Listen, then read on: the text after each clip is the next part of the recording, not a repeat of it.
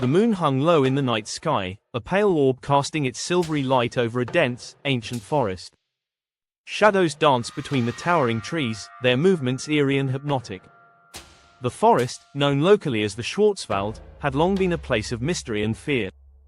Stories whispered through generations spoke of strange occurrences, unexplainable disappearances, and, most chillingly, creatures that stalked under the full moon. Dr. Laura Wexler was not a woman who entertained folklore. An anthropologist specializing in ancient myths, she had spent her career debunking superstitions and uncovering the truths buried beneath them. When she received a letter, an actual handwritten letter, rare in this digital age, inviting her to the remote village of Gerlach in southern Germany, she was intrigued. The letter spoke of a centuries-old manuscript recently uncovered in the ruins of a medieval abbey. The writer, a man named Klaus Hartmann, claimed it contained evidence supporting the existence of lycanthropy. Lycanthropy. The mere word sent a thrill through Laura. While she didn't believe in the supernatural, she knew the power of belief and the cultural significance of werewolf legends. She packed her notes, recording equipment, and a well-worn copy of Beasts of the Night, her go-to guide on global shapeshifter myths. Her excitement grew as she boarded the plane to Munich, then took a train winding through the Bavarian countryside, and finally arrived in Gerlach by an old, rattling bus.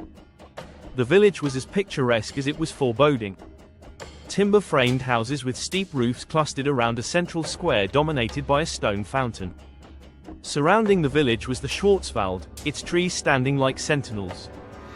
Klaus met her at the bus stop, a wiry man with a thin moustache and eyes that seemed too keen, as though he saw far more than he let on.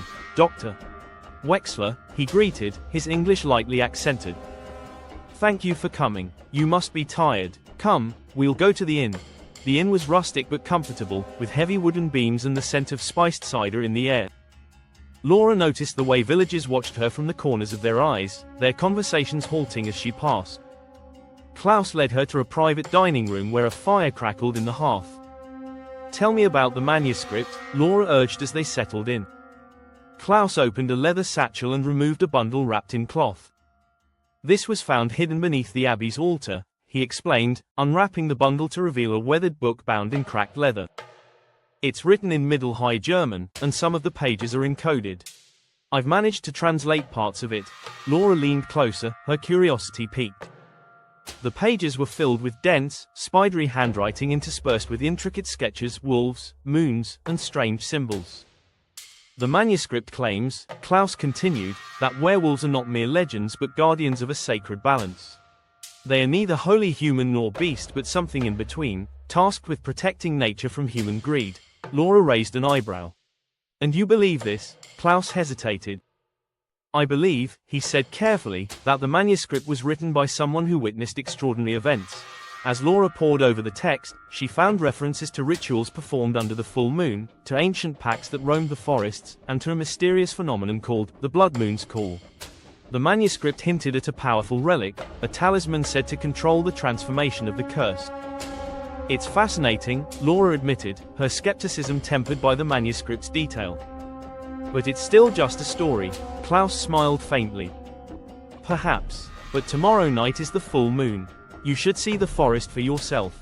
The next evening, as the moon began its ascent, Klaus led Laura into the Schwarzwald.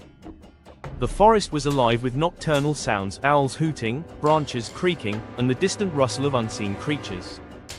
Laura carried a flashlight and a notebook, her scientific curiosity warring with an uneasy feeling she couldn't shake. "This way," Klaus said, guiding her to a clearing where the trees formed a natural amphitheater. "This is where the villagers once held their moonlit rituals." Laura knelt to examine the ground, her flashlight illuminating faint carvings in the stone, a series of runes she recognized as protective symbols. She was about to take a photo when a low, guttural growl froze her in place. "Did you hear that?" she whispered. Klaus nodded, his expression tense. "Stay close." The growl came again, louder this time, followed by the unmistakable sound of something large moving through the underbrush. Laura's heart raced as she swung her flashlight toward the noise. For a brief moment, she caught a glimpse of glowing eyes, amber and unblinking, before they disappeared into the shadows. "What was that?" she asked, her voice trembling. "We should leave," Klaus said urgently. Now, they hurried back to the village, but Laura's mind was ablaze with questions. She spent the rest of the night reviewing her notes and the manuscript, piecing together clues that hinted at a connection between the forest, the villagers, and the legends of the werewolf guardians. Over the next few days, Laura's investigation deepened. She interviewed villagers, many of whom were reluctant to speak. Those who did shared cryptic warnings about respecting the forest and avoiding certain areas during the full moon. One elderly woman, Greta, spoke in hushed tones about the Wolfkin, a lineage of humans bound to the forest by an ancient curse. The Wolfkin are not evil, Greta said, her wrinkled hands trembling. They are protectors. But if the balance is threatened, they will defend their territory fiercely. Laura's skepticism was eroding, replaced by a growing sense that the manuscript and the villagers' stories were pieces of a larger puzzle. She decided to return to the forest alone, determined to uncover the truth. On the night of the next full moon, Laura ventured back into the Schwarzwald, armed with her flashlight, a camera, and a GPS device. She followed the coordinates she had extracted from the manuscript, leading her deeper into the forest than she had ever been. The air grew colder, and an unnatural silence descended. As she approached a rocky outcrop, she noticed a faint glow emanating from a cave entrance. Heart pounding, she stepped inside, her flashlight cutting through the darkness. The cave walls were adorned with the same runes she had seen in the clearing, along with depictions of wolves and moons. At the center of the cave lay a stone pedestal, and upon it rested a pendant shaped like a crescent moon. Laura reached out to touch it, but a low growl stopped her. She turned slowly to find herself face to face with a creature that defied belief. It stood on two legs, its body covered in dark fur, its hands tipped with claws, and its eyes glowing amber. Laura froze, her instincts screaming at her to run, but she held her ground. The creature tilted its head, studying her, and she felt an odd sense of recognition. Summoning her courage, she spoke. "I'm not here to harm you. I just want to understand." To her astonishment, the creature's expression softened. It gestured toward the pedestal, then toward her, as if urging her to take the pendant.